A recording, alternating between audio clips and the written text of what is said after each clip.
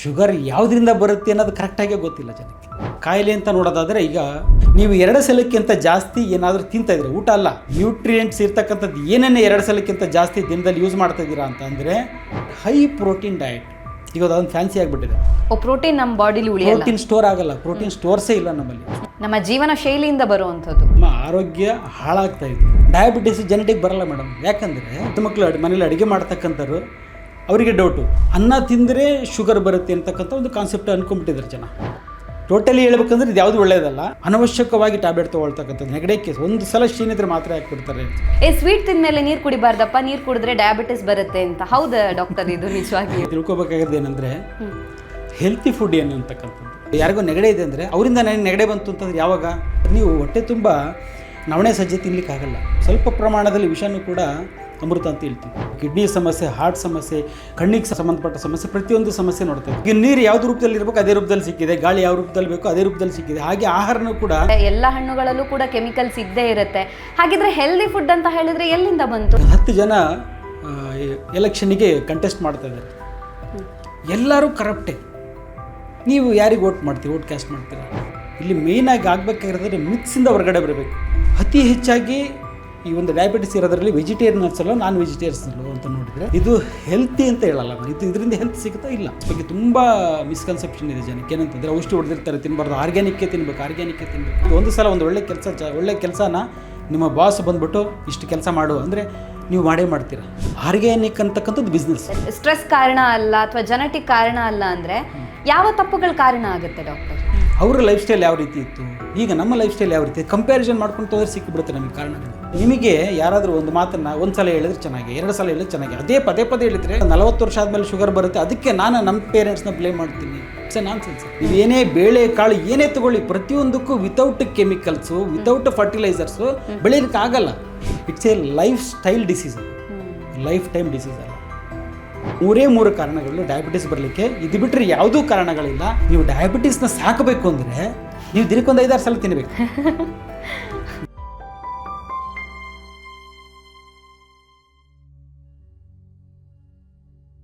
ನಮಸ್ತೆ, ನೀವು ನೋಡ್ತಾ ಇದ್ದೀರಾ ವಿಜಯ ಕರ್ನಾಟಕ. ನಾನು ರಕ್ಷಾ ಕೋಟ್ಯಾನ್. ಮಧುಮೇಹ ಅಥವಾ ನಾವು ಶುಗರ್, ಡಯಾಬಿಟೀಸ್ ಅಂತ ಏನು ಕರಿತೀವಿ, ಇದು ಇವಾಗಂತೂ ಕಾಮನ್ ಆಗಿರುವಂಥ ಒಂದು ಹೆಲ್ತ್ ಕಂಡೀಷನ್ ಅಂತ ಹೇಳ್ಬೋದು. ಇದಕ್ಕೆ ವಯಸ್ಸಿನ ಮಿತಿ ಇಲ್ಲ. ಹೀಗಾಗಿನೇ ತುಂಬ ಜನ ಡಯಾಬಿಟೀಸ್ ಅಲ್ವಾ, ಕಾಮನ್ ಆಗಿ ಎಲ್ರಿಗೂ ಇರುತ್ತೆ ಅಂತ ಕೇರ್ಲೆಸ್ ಮಾಡ್ತಾರೆ. ಆದರೆ ಡಯಾಬಿಟೀಸನ್ನು ನಾವು ಯಾಕೆ ಕೇರ್ ಮಾಡಬೇಕಾಗುತ್ತೆ? ಡಯಾಬಿಟೀಸ್ ಇತ್ತು ಅಂತ ಹೇಳಿದಾಗ ಯಾವೆಲ್ಲ ಫುಡ್ ಕಂಟ್ರೋಲ್ ಮಾಡಬೇಕಾಗತ್ತೆ? ಈ ಡಯಾಬಿಟೀಸ್ ವಿಚಾರಕ್ಕೆ ಸಂಬಂಧಪಟ್ಟಂತೆ ಇರುವಂತಹ ಸತ್ಯಗಳು, ಮಿಥ್ಯಗಳು ಅಂದರೆ ಮಿತ್ಸ್ ಯಾವುದೆಲ್ಲ ಅನ್ನೋದ್ರ ಬಗ್ಗೆ ಹೆಚ್ಚಿನ ಮಾಹಿತಿನ ತಿಳಿಸ್ಕೊಡೋದಕ್ಕೆ ಇವತ್ತು ನಮ್ಮ ಜೊತೆ ಇದ್ದಾರೆ. ನೀವು ಸೋಷಿಯಲ್ ಮೀಡಿಯಾದಲ್ಲಿ ರಾಜೂಸ್ ಹೆಲ್ತ್ ಇಂಡಿಯಾ ಅಂತ ಸರ್ಚ್ ಮಾಡಿದಾಗ ಬರುವಂಥ ಹೆಸರೇ ಇವ್ರದ್ದು. So doctor Raju Krishnamurthy. Doctor ಬಗ್ಗೆ ಹೇಳಬೇಕು ಅಂತ ಹೇಳಿದ್ರೆ ಕೊರೋನಾ ಸಂದರ್ಭದಲ್ಲೂ ಕೂಡ ಅಷ್ಟೇ, ಎಲ್ಲರೂ ಕೊರೋನಾ ಅಂತ ಹೇಳಿಬಿಟ್ಟು ಭಯ ಪಡ್ತಾ ಇದ್ರು. ಆದರೆ ಆ ಒಂದು ಕಂಡೀಷನಲ್ಲೂ ಕೂಡ ಕೊರೋನಾವನ್ನು ಯಾವ ರೀತಿಯಾಗಿ ನಾವು ಮೆಟ್ಟಿ ನಿಲ್ಲಬೇಕು ಅನ್ನೋದನ್ನು ಪ್ರತಿಯೊಂದು ಹಳ್ಳಿಗಳಿಗೂ ಹೋಗಿ ಒಂದು ಅವೇರ್ನೆಸ್ ಅನ್ನು ಮೂಡಿಸಿದ್ದಾರೆ. ಸೋಷಿಯಲ್ ಮೀಡಿಯಾದಲ್ಲೂ ಕೂಡ ಒಂದು ಪ್ರಿಟಿ ಫೇಮಸ್ ಡಾಕ್ಟರ್ ಅಂತಾನೆ ಹೇಳ್ಬೋದು. ಬನ್ನಿ ಅವ್ರನ್ನ ಬರಮಾಡ್ಕೊಳ್ಳೋಣ. ನಮಸ್ತೆ ಸರ್. ನಮಸ್ತೆ. ಹೇಗಿದ್ದೀರಾ ಸರ್? ಚೆನ್ನಾಗಿದ್ದೀನಿ ಮೇಡಮ್. ಆರೋಗ್ಯವಾಗಿದ್ದೀರಾ ಸರ್? ನಿಮ್ಮ ಬಾಯಲ್ಲಿ ಈ ಮಾತನ್ನು ಕೇಳೋದಕ್ಕೆ ಖುಷಿ ಆಗುತ್ತೆ. ಸೊ ಎಲ್ಲರೂ ಚೆನ್ನಾಗಿದ್ದೀವಿ ಅಂತ ಹೇಳ್ತಾರೆ, ಆದರೆ ನೀವು ಆರೋಗ್ಯವಾಗಿದ್ದೀನಿ ಅಂತ ಹೇಳ್ತೀರಾ. ಸೊ ಹೆಲ್ದಿ ಆಗಿರೋದು ತುಂಬಾ ಮುಖ್ಯ ಆಗುತ್ತೆ ಅಂತ. ಯಾಕೆಂತ ಹೇಳಿದ್ರೆ ಇವಾಗ ಡಯಾಬಿಟೀಸ್, ನಾವು ಮಧುಮೇಹ ಅಂತ ಏನು ಕರಿತೀವಿ, ಸೊ ತುಂಬ ಕಾಮನ್ ಆಗಿಬಿಟ್ಟಿದೆ. ಸೊ ಅದನ್ನು ಯಾರು ತುಂಬ ಅಷ್ಟಾಗಿ ಇದೊಂದು ಡಯಾಬಿಟೀಸ್ ಅಂದರೆ ದೊಡ್ಡ ಕಾಯಿಲೆ ಅಂತ ತುಂಬ ಜನ ಇವಾಗ ಯೋಚನೆ ಮಾಡೋದಿಲ್ಲ. ಯಾಕಂದರೆ ತುಂಬ ಜನರಿಗೆ ಇದು ಸಣ್ಣ ವಯಸ್ಸಲ್ಲೂ ಬರುತ್ತೆ, ದೊಡ್ಡ ಅಂದರೆ ಲೈಕ್ ಏಜ್ ಆದಮೇಲೂ ಕೂಡ ಬರುತ್ತೆ ಅನ್ನುವಂಥದ್ದೊಂದು ಇರುತ್ತೆ. ಆದರೆ ಡಯಾಬಿಟೀಸನ್ನು ನಾವು ಯಾಕಷ್ಟು ಸೀರಿಯಸ್ ಆಗಿ ತಗೋಬೇಕಾಗತ್ತೆ ಅಂತ, ಯಾಕಂದರೆ ಈ ಮಧುಮೇಹದ ವಿಚಾರಕ್ಕೆ ಬಂದಾಗ ಎಲ್ಲರೂ ಫಸ್ಟು ಅಡುಗೆ ಮನೇಲಿ ಏನಾಗುತ್ತೆ ಅಂತ ನೋಡ್ತಾರೆ. ಲೈಕ್ ಅದನ್ನು ತಿನ್ಬೋದಾ, ಇದನ್ನು ತಿನ್ಬೋದಾ, ಅನ್ನ ತಿನ್ಬೋದಾ, ಬೆಲ್ಲ ತಿನ್ಬೋದಾ, ರೋಟಿ ತಿನ್ಬೋದಾ, ಚಪಾತಿ ತಿನ್ಬೋದಾ ಅಂತ. ಸೊ ಡಯಾಬಿಟೀಸ್ ಹಾಗೇನೆ ಆಹಾರದ ನಡುವೆ ಇರುವಂತಹ ಸಂಬಂಧ ಹೇಗಿರುತ್ತೆ ಡಾಕ್ಟರ್? ಇದ್ರ ಬಗ್ಗೆ ತಿಳಿಸ್ಕೊಡಿ. ಡಯಾಬಿಟಿಸ್ ಒಂದು ಹೆಚ್ಚಾಗ್ತಾ ಇಲ್ಲ ಕಾಯಿಲೆ ಅಂತ ನೋಡೋದಾದರೆ ಈಗಿನ ಪರಿಸ್ಥಿತಿನಲ್ಲಿ ಪ್ರತಿಯೊಂದು ಹೆಚ್ಚಾಗ್ತಾ ಇದೆ. ನಿಮ್ಗೆ ಗೊತ್ತಿದ್ದ ಹಾಗೆ ಹೃದಯಾಘಾತ ಅದು ಕೂಡ ಹೆಚ್ಚಾಗ್ತದೆ, ಕ್ಯಾನ್ಸರ್ ಸಂಖ್ಯೆನೂ ಕೂಡ ಹೆಚ್ಚಾಗ್ತಾ ಇದೆ. ಸೊ ಈ ಡಯಾಬಿಟಿಸ್ ಅನ್ನೋದು ಒಂದು ಹೆಲ್ತ್ ಆರೋಗ್ಯ ಹಾಳಾದಾಗ ಒಂದು ಪ್ರಿಲಿಮಿನರಿ ಪ್ರೆಸೆಂಟೇಷನ್ ಅಂತ ಇಡ್ಬೋದು. ಅಂದರೆ ನನ್ನ ಆರೋಗ್ಯ ಸರಿ ಇಲ್ಲ ಅಂತ ಗೊತ್ತಾಗದೆ ಈ ರೀತಿ ಒಂದು ಡಯಾಬಿಟಿಸ್ ಅಂತ ಕಾಯಿಲೆ, ಅಂದರೆ ಡಯಾಬಿಟಿಸ್ ಅಂದರೆ ಗ್ಲೂಕೋಸ್ ಲೆವೆಲ್ ಜಾಸ್ತಿ ಆಗ್ತಕ್ಕಂಥದ್ದು. ನನ್ನ ಆರೋಗ್ಯ ಹಾಳಾಗ್ತಾ ಇದೆ ಅಂತ ಸ್ಟಾರ್ಟಿಂಗ್ ಫಸ್ಟ್ ಸ್ಟೇಜಲ್ಲಿ ಗೊತ್ತಾಗ್ತಕ್ಕಂಥದ್ದು ಒಂದು ಡಯಾಬಿಟಿಸು. ಅದರ ನೆಕ್ಸ್ಟ್ ಫರ್ದರ್ ಕಾಂಪ್ಲಿಕೇಶನ್ಸ್, ಹೆಲ್ತ್ ಹಾಳಾಗಿ ನೆಕ್ಸ್ಟ್ ಫರ್ದರ್ ಕಾಂಪ್ಲಿಕೇಶನ್ಸ್, ನಾವು ಕಿಡ್ನಿ ಸಮಸ್ಯೆ, ಹಾರ್ಟ್ ಸಮಸ್ಯೆ, ಕಣ್ಣಿಗೆ ಸಂಬಂಧಪಟ್ಟ ಸಮಸ್ಯೆ, ಪ್ರತಿಯೊಂದು ಸಮಸ್ಯೆ ನೋಡ್ತಾ ಇದ್ದೀವಿ. ಸೊ ಟೋಟಲಿ ಹೇಳಬೇಕಂದ್ರೆ ಡಯಾಬಿಟಿಸ್ ಹೆಚ್ಚಾಗಿಲ್ಲ, ಬದಲಾಗಿ ನಮ್ಮ ಆರೋಗ್ಯ ಹಾಳಾಗ್ತಾ ಇದೆ. ಓಕೆ. ಇನ್ನು ನೀವು ಹೇಳಿದ ಹಾಗೆ ಈಗ ಅಡುಗೆ ಮನೆಯಿಂದ ಕಾಯಿಲೆ ಶುರುವಾಗಿದೆಯಾ ಅಂತ ಒಂದು ಪ್ರಶ್ನೆ ಕೇಳಿದ್ರು. ಯಾಕಂದರೆ ಪ್ರತಿಯೊಬ್ಬರಿಗೆ ಇರ್ತಕ್ಕಂಥ ಪ್ರಶ್ನೆ ಇದು, ಓಕೆ, ಏನು ತಿನ್ನಬೇಕು ಏನು ತಿನ್ನಬಾರ್ದು.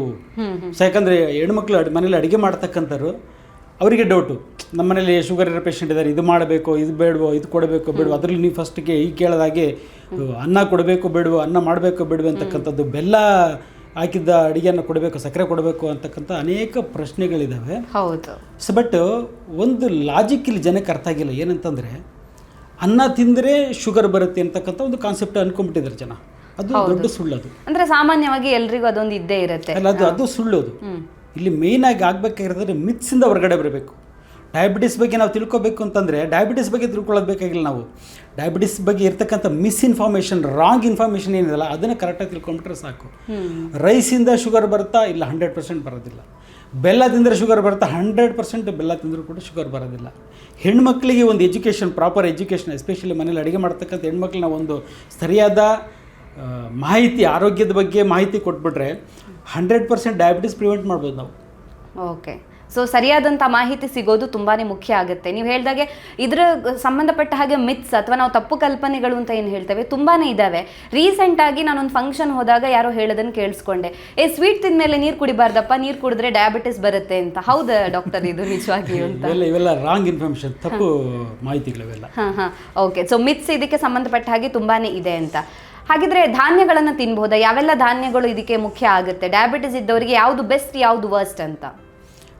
ಫಸ್ಟ್ ಧಾನ್ಯ ಅನ್ನೋದಕ್ಕಿಂತ ಮುಂಚೆ ನಮಗೆ ತಿಳ್ಕೊಬೇಕಾಗಿರೋದು ಏನಂದರೆ ಹೆಲ್ತಿ ಫುಡ್ ಏನು ಅಂತಕ್ಕಂಥದ್ದು. ಹೆಲ್ತಿ ಫುಡ್ ಅಂದರೆ ಏನು? Natural food healthy food. Natural food ಅಂದರೆ ಏನು ಅನ್ನೋದು ಜನಕ್ಕೆ ಅರ್ಥ ಆಗಿಲ್ಲ ಕರೆಕ್ಟಾಗಿ.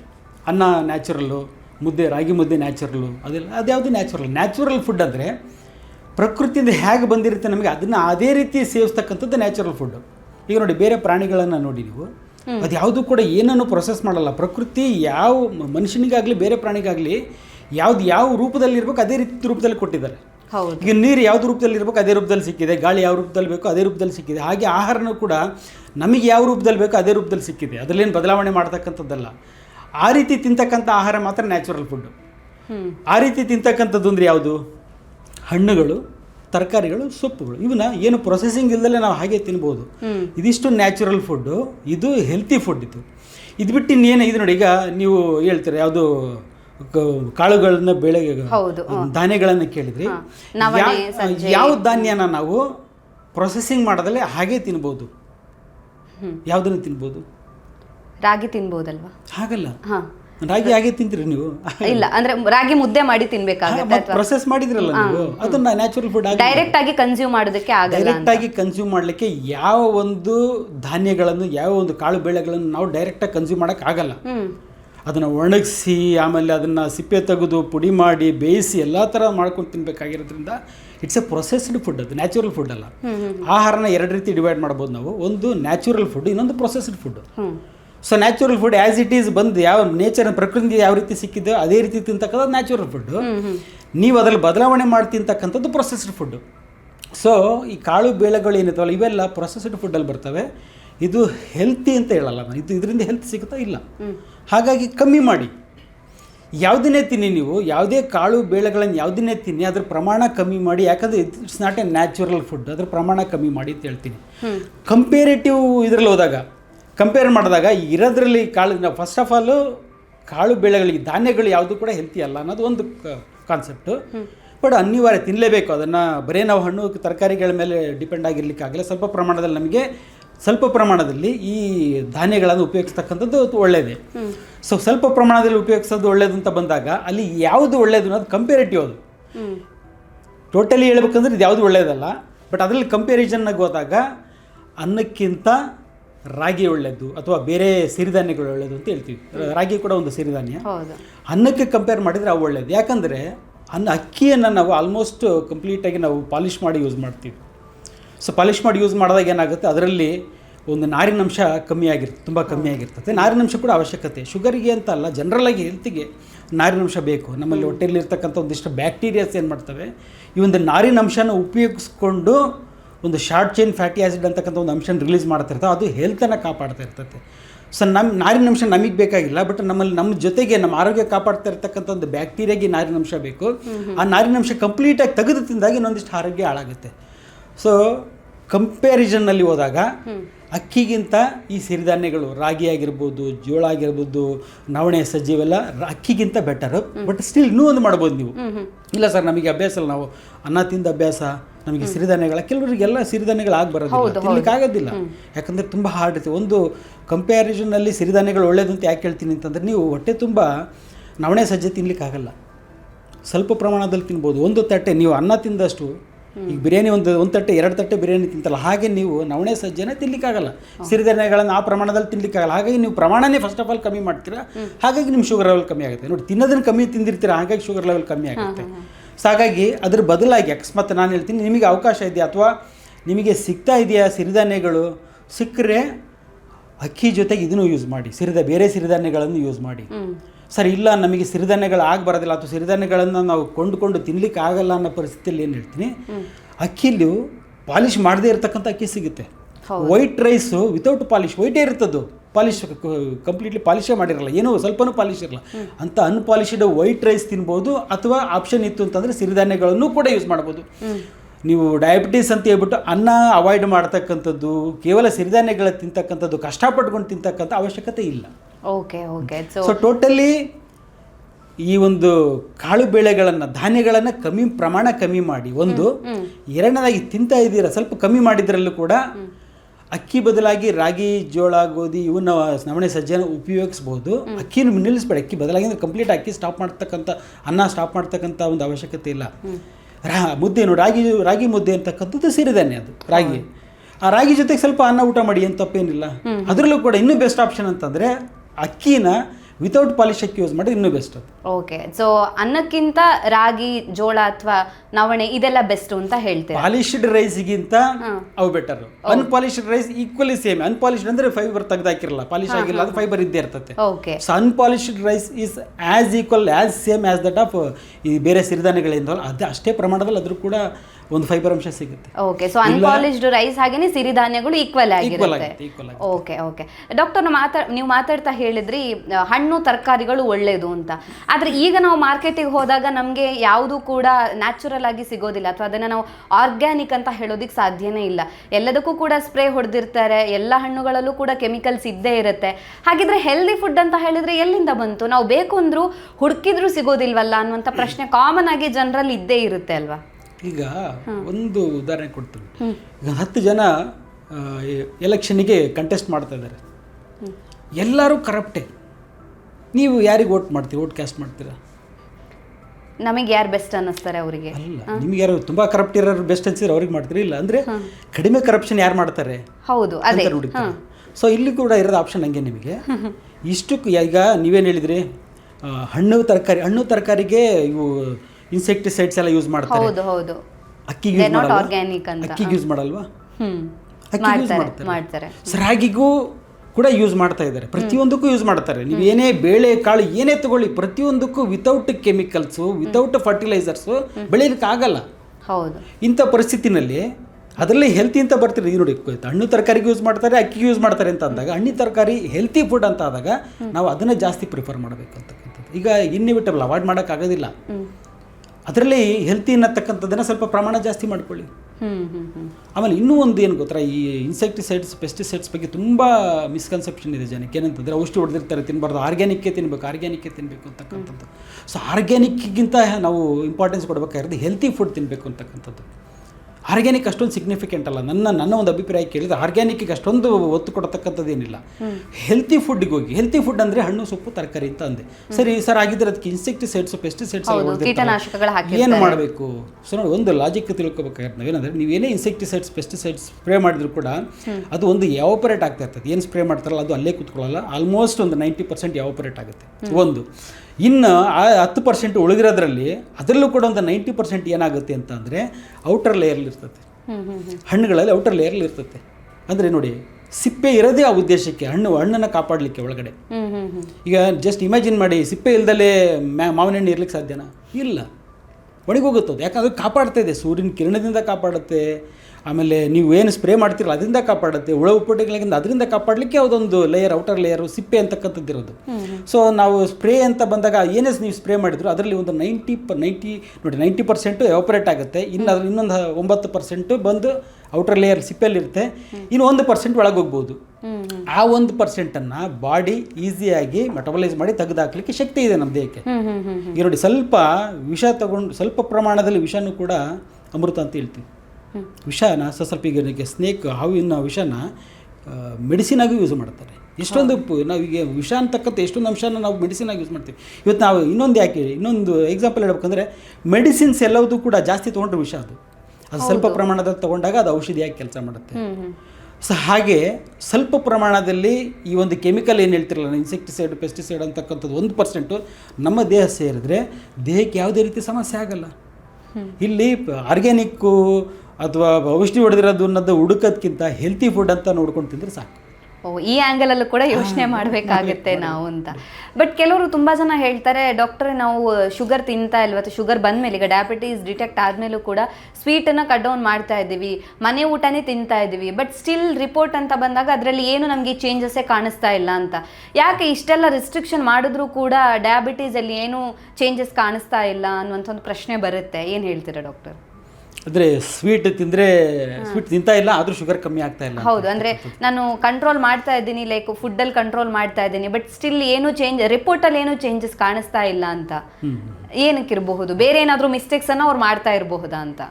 ಅದು ಹೇಳ್ತೀನಿ. ಈಗ ಆರ್ಗ್ಯಾನಿಕ್ ವಿಷಯದಲ್ಲಿ ಬಂದಾಗ ಇನ್ನೊಂದು ನನ್ನ ಅಡ್ವೈಸ್ ಏನಂತಂದರೆ, ಆರ್ಗ್ಯಾನಿಕ್ ಅಂತಕ್ಕಂಥದ್ದು ಬಿಸ್ನೆಸ್. ನನ್ನ ಪ್ರಕಾರ ಪ್ಯೂರ್ಲಿ ಬಿಸ್ನೆಸ್ ಅಲ್ಲ. ಮುಂಚೆ ಎಲ್ಲ ಇತ್ತು, ಮುಂಚೆ ಪ್ರತಿಯೊಂದು ಕೂಡ ಆರ್ಗ್ಯಾನಿಕ್ಕೇ ಸಿಗ್ತಾ ಇತ್ತು. ಅವಾಗ ಆಪ್ಷನ್ ಇರಲಿಲ್ಲ. ಈಗ ಜಾಸ್ತಿ ಜನಕ್ಕೆ ಬೆಳಿಬೇಕಾಗಿರೋದು, ಫಾಸ್ಟಾಗಿ ಬೆಳಿಬೇಕಾಗಿರೋದ್ರಿಂದ ನಾವು ಅದನ್ನು ಇನ್ಸೆಕ್ಟಿಸೈಡ್ಸು, ಪೆಸ್ಟಿಸೈಡ್ಸು, ಫರ್ಟಿಲೈಸರ್ಸ್ ಎಲ್ಲ ಯೂಸ್ ಮಾಡ್ತಾರೆ ಅನಿವಾರ್ಯ. ಈಗ ವರ್ಷಗಂಟ್ಲೆ ಬೆಳೆಯನ್ನು 3 ತಿಂಗಳು ತೆಗಿಲೇಬೇಕು ಅವರು, ಯಾಕಂದರೆ ಜನಸಂಖ್ಯೆ ಜಾಸ್ತಿ ಇದೆ. ಸೊ ಹಾಗಾಗಿ ಅದನ್ನು ಬಿಸ್ನೆಸ್ ಆಗಿ ಕನ್ವರ್ಟ್ ಮಾಡ್ಕೊಂಡ್ಬಿಟ್ಟಿದ್ದಾರೆ. ಆರ್ಗ್ಯಾನಿಕ್ ಅನ್ನತಕ್ಕಂಥ, ಈಗ ಪ್ಯೂರ್ಲಿ ಆರ್ಗ್ಯಾನಿಕ್ ಅಂತಕ್ಕಂಥದ್ದು ಬಿಸ್ನೆಸ್ಸು. ಸೊ ಹಾಗಾಗಿ ಆರ್ಗ್ಯಾನಿಕನ್ನು ತಲೆ ಕೆಡಿಸ್ಕೋಬೇಡಿ ಅಂತ ಒಂದು ನನಗೆ ಜನರಿಗೆ ಅಡ್ವೈಸ್. ಅದ್ರ ಜೊತೆಗೆ ಈಗ ಕೇಳಿದ್ರಲ್ಲ ಸ್ವೀಟ್ದು, ಸೆಕೆಂಡ್ ಇಲ್ಲಿ ಮಿಸ್ಇನ್ಫಾರ್ಮೇಷನ್ ಇರ್ತಕ್ಕಂಥದ್ದು, ರಾಂಗ್ ಇನ್ಫಾರ್ಮೇಷನ್ ಇರ್ತಕ್ಕಂಥದ್ದು. ಸ್ವೀಟ್ ತಿಂದರೆ ಶುಗರ್ ಬರುತ್ತೆ ಅಂತಕ್ಕಂಥದ್ದು ರಾಂಗ್ ಇನ್ಫಾರ್ಮೇಷನ್. ಸ್ವೀಟ್ ತಿಂದರೆ ಶುಗರ್ ಬರಲ್ಲ. ಶುಗರ್ ಯಾವುದರಿಂದ ಬರುತ್ತೆ ಅನ್ನೋದು ಕರೆಕ್ಟಾಗಿ ಗೊತ್ತಿಲ್ಲ ಜನಕ್ಕೆ. ಹುಡುಕ್ಬೇಕಾಗತ್ತೆ ನಾವು, ಎಲ್ಲಿ ಬರುತ್ತೆ, ಮೂಲ ನೀವು ಹುಡುಕಬೇಕು ಅನ್ನೋದಕ್ಕಿಂತ ಹೆಚ್ಚಾಗಿ ಈಗ ಅವರು ಹೇಳ್ತಕ್ಕಂಥ ಇನ್ಫಾರ್ಮೇಷನ್, ರಾಂಗ್ ಇನ್ಫಾರ್ಮೇಷನ್ ಜಾಸ್ತಿ ಇದೆ. ರೈಸಿಂದ ಶುಗರ್ ಬರುತ್ತೆ, ಪೇರೆಂಟ್ಸಿಂದ, ತಂದೆ ತಾಯಿಗೆ ಶುಗರ್ ಇದ್ದರೆ ನಿಮಗೆ ಶುಗರ್ ಬರುತ್ತೆ, ಜೆನೆಟಿಕ್ ಅಂತ ರಾಂಗ್. ಅದು ಜೆನೆಟಿಕ್ ಬರಲ್ಲ. ಅದು ಡಯಾಬಿಟಿಸ್ ಜೆನೆಟಿಕ್ ಬರಲ್ಲ ಮೇಡಮ್. ಯಾಕಂದರೆ ಜೆನೆಟಿಕ್ ಅಂತಂದರೆ ನಿಮ್ಮ ತಂದೆ ತಾಯಿಂದ ನಿಮಗೆ ಬರ್ತಕ್ಕಂಥದ್ದು. ಈಗ ಯಾರಿಂದನೋ, ಈಗ ನೆಗಡೆ ಯಾರಿಗೋ ನೆಗಡೆ ಇದೆ ಅಂದರೆ ಅವರಿಂದ ನನಗೆ ನೆಗಡೆ ಬಂತು ಅಂತಂದ್ರೆ ಯಾವಾಗ? ಇಮಿಡಿಯೇಟಾಗಿ 1 or 2 ಡೇಸಲ್ಲಿ ಬರಬೇಕು. 30 ವರ್ಷ 40 ವರ್ಷ ನನಗೆ ಯಾವುದೇ ಶುಗರ್ ಇಲ್ಲ, ಎಂಥದ್ದಿಲ್ಲ, 40 ವರ್ಷ ಆದಮೇಲೆ ಶುಗರ್ ಬರುತ್ತೆ, ಅದಕ್ಕೆ ನಾನು ನಮ್ಮ ಪೇರೆಂಟ್ಸ್ನ ಬ್ಲೇಮ್ ಮಾಡ್ತೀನಿ. ಇಟ್ಸ್ ಎ ನಾನ್ಸೆನ್ಸ್ ಅದು. Okay. So it's not genetic. ತಂದೆ ತಾಯಿಯಿಂದ ಬರೋದಿಲ್ಲ, ಬರಲ್ಲ. ಇವರೆಲ್ಲ ಏನೇನು ರಿಸ್ಕ್ ಫ್ಯಾಕ್ಟರ್ಸ್ ಈಗ ಮೆನ್ಷನ್ ಮಾಡ್ತಾ ಇದಾರಲ್ಲ, ತಂದೆ ತಾಯಿಯಿಂದ ಬರುತ್ತೆ, ಆಲ್ಕೋಹಾಲಿಂದ ಬರುತ್ತೆ, ಸ್ಮೋಕ್ ಮಾಡೋದ್ರಿಂದ ಬರುತ್ತೆ, ಮತ್ತು ಇನ್ನೇನೇನೋ ಸ್ವೀಟ್ಸ್ ತಿಂದರೆ ಬರುತ್ತೆ, ಸ್ಟ್ರೆಸ್ಸಿಂದ ಬರುತ್ತೆ, ಲೈಫ್ ಸ್ಟೈಲಿಂದ ಬರುತ್ತೆ. Wrong information. ಸ್ಟ್ರೆಸ್ಸಿಂದನೂ ಬರಲ್ಲ, BP, ಶುಗರ್ ಎಲ್ಲ ಬರೋದು, ಶುಗರ್ ಬರೋದೇ ಇಲ್ಲ ಸ್ಟ್ರೆಸ್ಸಿಂದ. ಓಕೆ. ಸೊ ಇಲ್ಲಿ ನಾನು ಅದನ್ನೇ ಹೇಳ್ತಿರೋದು, ಮ್ಯಾಕ್ಸಿಮಮ್ ಇಲ್ಲಿರ್ತಕ್ಕಂಥದ್ದು ರಾಂಗ್ ಇನ್ಫಾರ್ಮೇಷನ್. ಹಾಗಾಗಿ ಜನಕ್ಕೆ ಸತ್ಯನೇ ಗೊತ್ತಾಗ್ತಾ ಇಲ್ಲ. ಡಯಾಬಿಟಿಸ್ ಅನ್ನೋದು ಯಾವುದರಿಂದ ಬರುತ್ತೆ ಅಂತಕ್ಕಂಥ ಒಂದು ಸತ್ಯನೇ ಗೊತ್ತಾಗ್ತಿಲ್ಲ. ಯಾವಾಗ ನಿಮಗೆ ಕರೆಕ್ಟಾಗಿ ಯಾವುದೇ ಒಂದು ಕಾಯಿಲೆನ ಕ್ಯೂರ್ ಮಾಡೋಕ್ಕೆ ಏನು ಬೇಕು ಹೇಳಿ, ಅದು ಕಾರಣ ಗೊತ್ತಿರಬೇಕು. ಹೌದು. ನಿಮಗೆ ಕರೆಕ್ಟಾಗಿ ಒಂದು ಕಾಯಿಲೆ ಕಾರಣ ಗೊತ್ತಿತ್ತು ಅಂತಂದರೆ 100% ಕ್ಯೂರ್ ಮಾಡ್ಕೊತೀರ. ನಿಮಗೆ ಕಾರಣನೇ ಗೊತ್ತಿಲ್ಲ ಅಂದರೆ ಕ್ಯೂರೇ ಆಗಲ್ಲ ಅದು. ಅದಕ್ಕೆ ಇದನ್ನು life time disease. It's A life style disease. ಅದು ಲೈಫ್ ಟೈಮ್ ಡಿಸೀಸ್ ಅಲ್ಲ, ನಮ್ಮ ಜೀವನ ಶೈಲಿಯಿಂದ ಬರುವಂಥದ್ದು. ಹೌದು. ಓಕೆ. ಹಾಗಿದ್ರೆ ಸ್ಟ್ರೆಸ್ ಕಾರಣ ಅಲ್ಲ ಅಥವಾ ಜೆನೆಟಿಕ್ ಕಾರಣ ಅಲ್ಲ ಅಂದರೆ ಯಾವ ತಪ್ಪುಗಳು ಕಾರಣ ಆಗುತ್ತೆ ಡಾಕ್ಟರ್? ಈಗ ಜೀವನ ಶೈಲಿನಲ್ಲಿ ಅಂತ ಬಂದ್ವಿ. ಹೌದು. ನೋಡಿ, ಈಗ ಮುಂಚೆ ನಾವು ನಮ್ಮದೊಂದು ರಿಸರ್ಚ್ ಥರ ಮಾಡ್ತಾ ಇರ್ತೀನಿ ನಾನು. ಅಂದರೆ ಮುಂಚೆ ಇರಲಿಲ್ಲ ಡಯಾಬಿಟಿಸ್ ಅಂತಕ್ಕಂಥದ್ದು. ಮುಂಚೆ ಈಗ ಸ್ವಲ್ಪ ದಿವಸ ಅಂತಲ್ಲ, ನೀವು ಸಾವಿರಾರು ವರ್ಷಗಳ ಹಿಂದೆ ಹೋದ್ರೆ ಇರಲಿಲ್ಲ ಅದೆಲ್ಲ. ಹೌದು. ಅವರ ಲೈಫ್ ಸ್ಟೈಲ್ ಯಾವ ರೀತಿ ಇತ್ತು, ಈಗ ನಮ್ಮ ಲೈಫ್ ಸ್ಟೈಲ್ ಯಾವ ರೀತಿ, ಕಂಪ್ಯಾರಿಸನ್ ಮಾಡ್ಕೊಂಡು ಹೋದ್ರೆ ಸಿಕ್ಕಿಬಿಡುತ್ತೆ ನಮಗೆ ಕಾರಣಗಳು. So first and foremost reason ಡಯಾಬಿಟೀಸಿಗೆ ಅಂತಂದರೆ, ಈಗ ಡಯಾಬಿಟೀಸ್ಗೆ ಕಾರಣ ಟೈಪ್ 1 ಟೈಪ್ 2 ಡಯಾಬಿಟಿಸ್ ಅಂತ. ಅದರಲ್ಲಿ 95% ಇರ್ತಕ್ಕಂಥ ಟೈಪ್ 2 ಡಯಾಬಿಟಿಸ್. ಸೊ ಟೈಪ್ 2 ಡಯಾಬಿಟಿಸ್ಗೆ ಕಾರಣ ಏನು? ಲೈಫ್ ಸ್ಟೈಲ್ ಅಲ್ಲ, ಲೈಫ್ ಸ್ಟೈಲ್ ಅಲ್ಲ, ನಾವು ಸೈಂಟಿಫಿಕಲಿ ಹೇಳೋ ಕಾರಣ ಏಜ್ ಆದ್ಮೇಲೆ ಬಂದೇ ಬರುತ್ತೆ ಆ ಥರನಾ? ಅಂಥದ್ದಲ್ಲ ಮೇಡಮ್. ಈಗ ನಾವು ಸೈನ್ಸಲ್ಲಿ ಬುಕ್ಸ್ ತೆಗೆದು ನೋಡಿದ್ರೆ ರೀಸನ್ ಫಾರ್ ಟೈಪ್ 2 ಡಯಾಬಿಟೀಸ್ ಅಂತ ಅಂದರೆ ಇಟ್ ಈಸ್ ಇನ್ಸುಲಿನ್ ರೆಸಿಸ್ಟೆನ್ಸ್ ಅಂತ. ಇನ್ಸುಲಿನ್ ಅದೊಂದೇ ಇರೋದು, ಬೇರೆ ಆಪ್ಷನ್ ಇಲ್ಲ. It's A insulin resistance. Insulin dependent diabetes, insulin resistant diabetes ಅಂತೀವಿ. ಟೈಪ್ 1ನ ಇನ್ಸುಲಿನ್ ಇಲ್ದಲೇ ಬರ್ತಕ್ಕಂಥದ್ದು, ಡೆಫಿಷಿಯನ್ಸಿಯಿಂದ ಬರ್ತಕ್ಕಂಥದ್ದು ಟೈಪ್ 1 ಡಯಾಬಿಟಿಸು. ಇನ್ನೊಂದು ಟೈಪ್ 2 ಡಯಾಬಿಟಿಸ್ ಬಂದ್ಬಿಟ್ಟು ಇನ್ಸುಲಿನ್ ಇದೆ ಬಟ್ ಕೆಲಸ ಮಾಡ್ತಾ ಇಲ್ಲ, ರೆಸಿಸ್ಟೆನ್ಸ್ ಅಂತ ಅಂತೀವಿ. ಸೊ ಇನ್ಸುಲಿನ್ ಇದ್ಮೇಲೆ ಕೆಲಸ ಮಾಡಲೇಬೇಕು. ಯಾಕೆ ಕೆಲಸ ಮಾಡ್ತಾ ಇಲ್ಲ ಇಲ್ಲಿ ಈ ರೀತಿ ವಿಚಾರ ಮಾಡಿದ್ರೆ ಸಿಗುತ್ತೆ ನೋಡಿ. ಈಗ ಇನ್ಸುಲಿನ್ನು ಈಗ ಯಾವಾಗ ನಾವು ಏನೇ ಆಹಾರ ತಿಂದರೂ ಕೂಡ ಇನ್ಸುಲಿನ್ ಉತ್ಪತ್ತಿ ಆಗುತ್ತೆ. ನಾನು ಒಂದು ಬಿಸ್ಕೆಟ್ ಒಂದು ಬಾಯಿಗೆ ಹಾಕ್ಕೊಂಡ್ರೆ ಬಾಡಿನಲ್ಲಿ ಇನ್ಸುಲಿನ್ ಉತ್ಪತ್ತಿ ಆಗುತ್ತೆ. ಉತ್ಪತ್ತಿ ಆಗಿರ್ತಕ್ಕಂಥ ನೋಡಿ, ನೀವು ಸಕ್ಕರೆ ತಿನ್ನಿ, 1 kg ಕುತ್ಕೊಂಡು ಸಕ್ಕರೆ ತಿನ್ನಿ, ಅದು ಬ್ಲಡ್ ಸೇರುತ್ತಲ್ಲ, ಬ್ಲಡ್ ಸೇರಿದ ಮೇಲೆ ಸೆಲ್ಸ್ ತೊಗೊಳ್ಳಲ್ಲ, ಅದನ್ನು ಸೆಲ್ಸ್ ಯೂಸ್ ಮಾಡಲ್ಲ. ಯೂಸ್ ಮಾಡಬೇಕು ಅಂತಂದರೆ ಅದಕ್ಕೆ ಬೇಕಾಗಿರ್ತಕ್ಕಂಥದ್ದು ಇನ್ಸುಲಿನ್ ಹೋಗಿ ಹೇಳಬೇಕು ಸೆಲ್ಸಿಗೆ, ಶುಗರ್ ಗ್ಲೂಕೋಸ್ ಬಂದಿದೆ, ಯೂಸ್ ಮಾಡು, ಎನರ್ಜಿಗೆ ನಿನಗೆ ಬೇಕು, ಯೂಸ್ ಮಾಡು ಅಂತ ಹೇಳ್ಬಿಟ್ಟು ಇನ್ಸುಲಿನ್ ಹೇಳ್ಕೊಡುತ್ತೆ. ಸೊ ಇಟ್ಸ್ ಎ ಮೀಡಿಯೇಟರ್ ಅದು. ಓಕೆ. ಸೊ ಗ್ಲೂಕೋಸ್ನ ಯೂಸ್ ಮಾಡು ಅಂತ ಸೆಲ್ಸಿಗೆ ಹೇಳೋದೇ ಇನ್ಸುಲಿನ್. ಇನ್ಸುಲಿನ್ ಮಾತು ಸೆಲ್ಸ್ ಕೇಳ್ತಾ ಇಲ್ಲ, ಅದನ್ನೇ ಇನ್ಸುಲಿನ್ ರೆಸಿಸ್ಟೆನ್ಸ್ ಅಂತ ಅಂತೀವಿ. ಓಕೆ. ಈಗ ಇನ್ಸುಲಿನ್ನು ಸೆಲ್ಸಿಗೆ ಹೇಳುತ್ತೆ ಗ್ಲೂಕೋಸ್ ಯೂಸ್ ಮಾಡು ಅಂತೇಳಿ, ಅದು ನಾರ್ಮಲ್. ಅದು ಇಲ್ಲಿ ರೆಸಿಸ್ಟೆನ್ಸ್ ಅಂದರೆ ಮಾತು ಕೇಳ್ತಾ ಇಲ್ಲ. ಓಕೆ. ಇನ್ಸುಲಿನ್ ಮಾತು ಯಾಕೆ ಕೇಳಲ್ಲ ಅಂತಂದರೆ ರಿಪೀಟೆಡಾಗಿ ಹೇಳ್ತಾ ಹೋದರೆ, ಈಗ ನೋಡಿ, ಈಗ ನಾನು ಒಂದು ಬಿಸ್ಕೆಟ್ ಬಾಯಿಗೆ ಹಾಕ್ಕೊಂಡೆ, ಇನ್ಸುಲಿನ್ ಉತ್ಪತ್ತಿ ಆಯಿತು, ಇನ್ಸುಲಿನ್ ಹೋಗ್ಬಿಟ್ಟು ಹೇಳ್ತು ಸೆಲ್ಸಿಗೆ ಗ್ಲೂಕೋಸ್ ಯೂಸ್ ಮಾಡ್ಕೊ ಅಂತೇಳಿ, ಸರಿ ಯೂಸ್ ಮಾಡ್ತು. ಇನ್ನೊಂದು ಅರ್ಧ ಗಂಟೆ ಬಿಟ್ಟು ಇನ್ನೊಂದು ಗಂಟೆ ಬಿಟ್ಟು ಇನ್ನೊಂದೇನೋ ಬಾಯಿಗೆ ಹಾಕ್ಕೊಂತೀನಿ, ಮತ್ತು ಅವಾಗ ಮತ್ತೆ ಇನ್ಸುಲಿನ್ ಉತ್ಪತ್ತಿ ಆಯಿತು, ಮತ್ತೆ ಹೋಗಿ ಹೇಳ್ತು. ಸರಿ, ಒಂದು ಸಲ ಸರಿ. ನಿಮಗೆ ಯಾರಾದರೂ ಒಂದು ಮಾತನ್ನು ಒಂದು ಸಲ ಹೇಳಿದ್ರೆ ಚೆನ್ನಾಗಿ, 2 ಸಲ ಹೇಳಿದ್ರೆ ಚೆನ್ನಾಗಿ, ಅದೇ ಪದೇ ಪದೇ ಹೇಳಿದರೆ ಇರಿಟೇಷನ್ ಆಗುತ್ತಲ್ಲ, ಹಾಗೆ ಸೆಲ್ಸು ಇರಿಟೇಟ್ ಆಗ್ಲಿಕ್ಕೆ ಸ್ಟಾರ್ಟ್ ಆಗ್ತವೆ ಇನ್ಸುಲಿನಿಂದ. ಇನ್ಸುಲಿನ್ ಮಾತು ಕೇಳಲ್ಲ, ಅದು ಇಲ್ಲ ನಾನು ನಿನ್ನ ಮಾತು ಕೇಳಲ್ಲ ಅಂತ, ಅದೇ ಇನ್ಸುಲಿನ್ ರೆಸಿಸ್ಟೆನ್ಸ್. ಸೊ ಇಲ್ಲಿ ನೋಡಿ, ಇಲ್ಲೇ ಸಿಕ್ಕಿಬಿಡುತ್ತೆ ನಿಮಗೆ ಆನ್ಸರ್. ಏನಂದರೆ repeated eating, frequency of eating ಅಂತ ಹೇಳ್ತೀವಲ್ಲ, ಪದೇ ಪದೇ ತಿಂತಕ್ಕಂಥದ್ದೇ ಡಯಾಬಿಟಿಸಿಗೆ ಕಾರಣ. ನೀವು 2 ಸಲಕ್ಕಿಂತ ಜಾಸ್ತಿ ಏನಾದರೂ ತಿಂತಾಯಿದ್ರೆ, ಊಟ ಅಲ್ಲ, ನ್ಯೂಟ್ರಿಯೆಂಟ್ಸ್ ಇರ್ತಕ್ಕಂಥದ್ದು ಏನೇನೇ 2 ಸಲಕ್ಕಿಂತ ಜಾಸ್ತಿ ದಿನದಲ್ಲಿ ಯೂಸ್ ಮಾಡ್ತಾ ಇದ್ದೀರಾ ಅಂತ ಅಂದರೆ ನೀವು ಪ್ರೀ ಡಯಾಬಿಟಿಕ್. ಅಂದರೆ ನಿಮಗೆ ಫ್ಯೂಚರಲ್ಲಿ 100% ಡಯಾಬಿಟಿಸ್ ಬರುತ್ತೆ. 100% ಈ ಮುಂದಿನ ತಿಂಗಳು ಬರ್ಬೋದು, ಮುಂದಿನ ವರ್ಷ ಬರ್ಬೋದು, 10 ವರ್ಷ ಬಿಟ್ಟು ಬರ್ಬೋದು, 20 ವರ್ಷ ಬಿಟ್ಟು ಬರ್ಬೋದು, ಅಥವಾ 60-70ನೇ ವಯಸ್ಸಿಗೆ ಬರ್ಬೋದು. ಬಟ್ ರಿಸ್ಕ್ ಫ್ಯಾಕ್ಟರ್ ಅನ್ನತಕ್ಕಂಥದ್ದು ಆಲ್ರೆಡಿ ಇದೆ. ಹಾಗಾಗಿ ನಾನು ಹೇಳ್ತಿರ್ತೀನಿ, ಈಗ ಆಲ್ರೆಡಿ 20% ಡಯಾಬಿಟಿಸ್ ಇದೆ ಥ್ರೂಔಟ್ ವರ್ಲ್ಡ್. ನೋಡಿದ್ರೆ ನಾವು ಥ್ರೂಔಟ್ ಇಂಡಿಯಾ ಅಂತ ಕನ್ಸಿಡರ್ ಮಾಡ್ಕೊಂಡು ಡಯಾಬಿಟಿಕ್ ಕ್ಯಾಪಿಟಲ್ ಅಂತಾನೆ ಹೇಳ್ತಾರಲ್ವ ಸರ್. 20% ಜನ ಇದ್ದೀವಿ. 20% ಜನ ಅಂದರೆ ಈಗ 150-140-150 ಕೋಟಿ ಅಂತ ಹೋದರೆ ಆಲ್ಮೋಸ್ಟ್ 30 ಕೋಟಿ ಜನಕ್ಕೆ ಡಯಾಬಿಟಿಸ್ ಇದೆ. ಸೊ ಇನ್ನು ಉಳಿದವರಿಗೆ ಡಯಾಬಿಟಿಸ್ ಇಲ್ಲ, ಅವ್ರಿಗೂ they are all pre diabetic. Okay. ಯಾಕಂದರೆ ಯಾರೊಬ್ಬರು 2 ಸಲಕ್ಕಿಂತ ಕಮ್ಮಿ ಯಾರು ತಿಂತಾ ಇಲ್ಲ, 3 ಸಲ ತಿಂತೀವಿ. 3 ಸಲ ತಿನ್ನೋದು ಅಂತಂದ್ರೆ ನೋಡಿ, ನಾನು ಒಂದು ಬಿಸ್ಕೆಟ್ ತಿಂದು ಒಂದು ಊಟ ಲೆಕ್ಕ, ಅದು ಒಂದು ಕಪ್ ಕಾಫಿ ಕುಡಿದ್ರೆ ಅದು ಊಟದ ಲೆಕ್ಕ ಅದು. ಯಾಕಂದ್ರೆ ಅದರಲ್ಲಿ ನ್ಯೂಟ್ರಿಯೆಂಟ್ಸ್ ಇದೆ, ಅದರಲ್ಲಿ ಗ್ಲೂಕೋಸ್ ಇದೆ. ಅದು ಬಾಡಿಗೆ ಸೇರ್ತಿದ್ದಾಗ ಇನ್ಸುಲಿನ್ ಉತ್ಪತ್ತಿ ಆಯಿತು, ಇನ್ಸುಲಿನ್ ಹೋಗಿ ಸೆಲ್ಲಿಗೆ ಹೇಳ್ತು, ಮತ್ತೆ ಅಲ್ಲಿ ಇರಿಟೇಷನ್ ಸ್ಟಾರ್ಟ್ ಆಯಿತು. ಸೊ ಹಾಗಾಗಿ ಫಸ್ಟ್ ಆ್ಯಂಡ್ ಮೇಯ್ನ್ 80% ಕಾಸ್ ಅಂತ, 80% ರೀಸನ್ ಅಂತಂದರೆ ಡಯಾಬಿಟೀಸ್ಗೆ ಅಂದರೆ ಅದು ಪದೇ ಊಟ ಮಾಡ್ತಕ್ಕಂಥದ್ದು, frequency of eating, more than 2 meals. ಒಂದು ಸಲ ನೋಡಿ, ಆ್ಯಕ್ಚುಲಿ ನಮ್ಮ ದೇಹ ಕೇಳೋದೇ 2 ಸಲ, ದೇಹಕ್ಕೆ ಬೇಕಾಗಿರೋದು 2 ಸಲ. ಸೊ ಸರ್ಕ್ಯಾಡಿಯನ್ ರಿದಮ್ ಅಂತ ಹೇಳ್ತೀವಿ ನಾವು. ಸರ್ಕ್ಯಾಡಿಯನ್ ರಿದಮ್ ಅಂದರೆ 24 ಅವರ್ಸಲ್ಲಿ 2 ಕ್ರಿಯೆ ನಡೀತೀವಿ. ಒಂದು ಏನಂತಂದರೆ ಹಗಲು, ಒಂದು ರಾತ್ರಿ. ಈ ಬೆಳಿಗ್ಗೆ, ಮಧ್ಯಾಹ್ನ, ಸಾಯಂಕಾಲ, ರಾತ್ರಿ ಇವನ್ನೆಲ್ಲ ಡಿವೈಡ್ ಮಾಡ್ಕೊಂಡ್ರೆ ನಾವು ನೇಚರ್ ಹೇಳಿಲ್ಲ, ನೇಚರ್ ಮಧ್ಯಾಹ್ನ ಅಂತ ಹೇಳಿಲ್ಲ, ಹಗಲು ರಾತ್ರಿ 2 ಇರ್ತಕ್ಕಂಥದ್ದು. ಹಾಗಾಗಿ ನಮಗೆ ಬೇಕಾಗಿರ್ತಕ್ಕಂಥದ್ದು 2 ಊಟ. ಓಕೆ. ಆ 2 ಊಟಕ್ಕಿಂತ ಜಾಸ್ತಿ ನೀವು ಏನಾದರೂ ತಿಂತಿದ್ದೀರಾ, ನಿಮಗೆ ಡಯಾಬಿಟಿಸ್ ಗ್ಯಾರಂಟಿ ಅಂತ ಹೇಳ್ತೀನಿ. ಸೊ ಒಂದು ಕಾರಣ. ಸೊ ಎರಡನೇದು ಇನ್ನೊಂದು ಏನು ರೀಸನ್ ಅಂತಾರೆ, ಹೈ ಪ್ರೋಟೀನ್ ಡಯಟ್. ಈಗ ಅದೊಂದು ಫ್ಯಾನ್ಸಿ ಆಗಿಬಿಟ್ಟಿದೆ, ಪ್ರೋಟೀನ್ ಜಾಸ್ತಿ ತಿನ್ನಬೇಕು, ಪ್ರೋಟೀನ್ ಜಾಸ್ತಿ. ಸೊ ಡಾಕ್ಟರ್ಸ್ ಅಡ್ವೈಸ್ ಮಾಡ್ತಾರೆ. ಅದ್ರಲ್ಲಿ ನೋಡಿ, ಫುಡ್ ವಿಷಯದಲ್ಲಿ ಬಟ್ ನಾನು ಹೇಳಿದೆ, ಮೋರ್ ದ್ಯಾನ್ 2 ಮೀಲ್ಸ್ ಆದರೆ ನಿಮಗೆ ಡಯಾಬಿಟಿಸ್ ಬರುತ್ತೆ. Coffee is also a meal, ಒಂದು biscuit is also a meal. ನಿಮ್ಮ ದೇಹಕ್ಕೆ, ನಿಮ್ಮ ಮನಸ್ಸಿಗೆ ಅನಿಸ್ಬೋದು ಒಂದು ಬಿಸ್ಕೆಟ್ ಅಷ್ಟೇ ಅಂತ ಹೇಳ್ಬಿಟ್ಟು, ದೇಹಕ್ಕೆ ಹೋದ್ಮೇಲೆ ಅದೊಂದು ಮೀಲ್ ಆಗುತ್ತೆ. So but doctors advice, nutritionist advice, ಜನರಲ್ಲಾಗಿ ಅಡ್ವೈಸ್ ಮಾಡ್ತಕ್ಕಂಥದ್ದೇನು, ಡಯಾಬಿಟಿಸ್ ಇದ್ದರೆ ಪದೇ ತಿಂತಾ ಇರಬೇಕು ನೀವು. ಹೌದಿಲ್ಲ, ದಿನಕ್ಕೆ 5-6 ಸಲ ತಿನ್ನಬೇಕು. 1 ಸಲ ತಿನ್ನೋದ್ರೆ 2 ಸಲ ತಿನ್ನಿ, 3 ಸಲ ತಿನ್ನಿ, ಡಿವೈಡ್ ಮಾಡ್ಕೊಂಡು ತಿನ್ನಿ. ಅವ್ರು ಹೇಳೋದು ಸತ್ಯ ಏನಂದರೆ, ನೀವು ಡಯಾಬಿಟೀಸ್ನ ಸಾಕಬೇಕು ಅಂದರೆ ನೀವು ದಿನಕ್ಕೊಂದು 5-6 ಸಲ ತಿನ್ನಬೇಕು. ಡಯಾಬಿಟಿಸ್ ಕ್ಯೂರ್ ಮಾಡ್ಕೋಬೇಕು, ಡಯಾಬಿಟಿಸ್ನ ಕಿತ್ತಾಕಬೇಕು ಅಂತ ಅಂದರೆ 2 ಸಲ ಇಲ್ಲ 1 ಊಟ ಮಾಡ್ಕೊಳ್ಳಿ, ಕಿತ್ತಾಕ್ಬೋದು ಡಯಾಬಿಟಿಸ್ನ. ಸೊ ಒಂದು ಕಾರಣ ಹೇಳಿದೆ. ಎರಡನೇ ಕಾರಣ ಡಯಾಬಿಟಿಸ್ಗೆ ಏನಂತಂದರೆ ಹೈ ಪ್ರೋಟೀನ್ ಡಯಟ್. ಇದು ಪ್ರೋಟೀನ್ ಅಂತಕ್ಕಂಥದ್ದು ನಮ್ಮ ದೇಹಕ್ಕೆ ತುಂಬ ಅವಶ್ಯಕತೆ ಇರ್ತಕ್ಕಂಥದ್ದು ಏನಲ್ಲ. ಒಂದು ಸೆಲ್ ಮೇನ್ಲಿ ಎನ್ಸೈಮ್ಸು ಮತ್ತು ಹಾರ್ಮೋನ್ಸ್ ಉತ್ಪತ್ತಿ ಆಗಲಿಕ್ಕೆ ಪ್ರೋಟೀನ್ ಅವಶ್ಯಕತೆ ಇರ್ತದೆ. ಆಮೇಲೆ ಸೆಲ್ ಬಿಲ್ಡಿಂಗಿಗೆ ಅಲಾಂಗ್ ವಿತ್ ಕಾರ್ಬೋಹೈಡ್ರೇಟ್ ಸೆಲ್ ಬಿಲ್ಡಿಂಗಿಗೆ ಈ ಒಂದು ಫ್ಯಾಟು ಬೇಕು, ಕಾರ್ಬೋಹೈಡ್ರೇಟ್ ಬೇಕು, ಅದ್ರ ಜೊತೆಗೆ ಪ್ರೋಟೀನ್ ಬೇಕು. ಅದು ಒಂದು ಸಟನ್ ಏಜ್ ಆದಮೇಲೆ, ಈಗ ನೋಡಿ 18 ವರ್ಷ 20 ವರ್ಷ ಏಜ್ ಆದಮೇಲೆ ನಮಗೆ ಮಸಲ್ ಬಿಲ್ಡ್ ಆಗ್ತಾ ಹೋಗಲ್ಲ, ಮಸಲ್ ಏನು ಮಲ್ಟಿಪ್ಲೈ ಆಗ್ತಾ ಹೋಗೋದಿಲ್ಲ, ಮಸಲ್ ಒಂದು ಪೀಕ್ ರೀಚ್ ಆಗಿಬಿಟ್ಟಿರ್ತೀವಿ ನಾವು. ಆದರೂ ಕೂಡ ನಾವು ಅಡ್ವೈಸ್ ಮಾಡಿದ್ದಾರೆ ಅಂತ ಹೇಳ್ಬಿಟ್ಟು ಯಥೇಚ್ಛವಾಗಿ ಜಾಸ್ತಿ ಪ್ರೋಟೀನನ್ನು ಮೊಳಕೆ ಕಟ್ಟಿದ ಕಾಳು ಯೂಸ್ ಮಾಡೋದಿರ್ಬೋದು, ನಾನ್ ವೆಜಿಟೇರಿಯನ್ ಫುಡ್, ಅದರಲ್ಲಿ ಎಸ್ಪೆಷಲಿ ಒಂದು ವರ್ಕೌಟ್ ಮಾಡ್ತಕ್ಕಂಥವ್ರು ಅತಿ ಹೆಚ್ಚಿನ ಒಂದು ಪ್ರೋಟೀನನ್ನು ಯೂಸ್ ಮಾಡ್ತಾರಲ್ಲ, ಪ್ರೋಟೀನು ಸ್ಟೋರ್ ಆಗಲ್ಲ. ನೋಡಿ, ಕಾರ್ಬೋಹೈಡ್ರೇಟ್ ಅಂತಕ್ಕಂಥದ್ದು ತುಂಬ ಎಸೆನ್ಷಿಯಲ್ ಫುಡ್. ಅದು ನಮಗೆ ಗ್ಲೂಕೋಸ್ನ ಬ್ಲೇಮ್ ಮಾಡ್ತಾರಲ್ಲ ಇವರು, ತುಂಬ ಎಸೆನ್ಷಿಯಲ್ಲು. ಯಾವ ಮಟ್ಟಕ್ಕೆ ಎಸೆನ್ಷಿಯಲ್ ಅಂತಂದರೆ, ಎಕ್ಸ್ಟ್ರಾ ಇತ್ತು ಅಂದರೆ ಬಾಡಿ ಏನು ಮಾಡ್ತೇವೆ, ಬಿಸಾಕಲ್ಲ, ಜಾಸ್ತಿ ಇದೆ ಅಂತ ಹೇಳ್ಬಿಟ್ಟು ಸ್ಟೋರ್ ಮಾಡುತ್ತೆ. ಹೆಂಗೆ? ಫ್ಯಾಟಾಗಿ ಸ್ಟೋರ್ ಮಾಡುತ್ತೆ. ಹೌದು, ಫ್ಯಾಟ್ ಅಂತಕ್ಕಂಥದ್ದೇನೋ it's a storage form of carbohydrate. But ಅದೇ ನೀವು ಪ್ರೋಟೀನ್ ಅಂತ ಬಂದಾಗ ನಾವು ಎಕ್ಸ್ಟ್ರಾ ತಿಂದರೆ ಅದು ಸ್ಟೋರ್ ಆಗಲ್ಲ, ಅದೆಲ್ಲ ದೇಹದಿಂದ ಹೊರಗೆ ಬಿಸಾಕ್ತಾ ಇರ್ತದೆ. ಪ್ರೋಟೀನ್ ನಮ್ಮ ಬಾಡಿಲಿ ಉಳಿಯಲ್ಲ, ಪ್ರೋಟೀನ್ ಸ್ಟೋರ್ ಆಗಲ್ಲ, ಪ್ರೋಟೀನ್ ಸ್ಟೋರ್ಸೇ ಇಲ್ಲ ನಮ್ಮಲ್ಲಿ, ಸ್ಟೋರೇಜೇ ಇಲ್ಲ ಪ್ರೋಟೀನ್ ಅಂತಕ್ಕಂಥದ್ದು. ಸೊ ನಿಮಗೆ ಒಂದು 10 ಗ್ರಾಮ್ ಬೇಕಾಗಿರ್ತದೆ, ನೀವು 50 ಗ್ರಾಮ್ ತಿಂದರೆ ಏನಾಗುತ್ತೆ, ಇನ್ನೊಂದು 10 ಗ್ರಾಮ್ ಯೂಸ್ ಆಗ್ತದೆ, 40 ಗ್ರಾಮ್ ಪ್ರೋಟೀನ್ ಏನಾಗುತ್ತೆ, ಮೆಟಬಲೈಸ್ ಮಾಡಿ ದೇಹದಿಂದ ಹೊರಗೆ ಹಾಕಲೇಬೇಕು. ಯಾಕಂದರೆ ಎಕ್ಸ್ಟ್ರಾ ಇಟ್ಕೊಳ್ಳೋಕೆ ಜಾಗ ಇಲ್ಲಲ್ಲ, ಇಲ್ಲಿ ಎಸಿಬೇಕು, ಹೊರಗೆ ತೆಗೆದು ಬಿಸಾಕಬೇಕು. ಹಾಗಾಗಿ ಡೈಜೆಸ್ಟ್ ಮಾಡಿ ಅದನ್ನು ಬಿಸಾಕತ್ತೆ. ಯಾವ ಫಾರ್ಮಲ್ಲಿ ಬಿಸಾಕತ್ತೆ? Uric acid, creatine.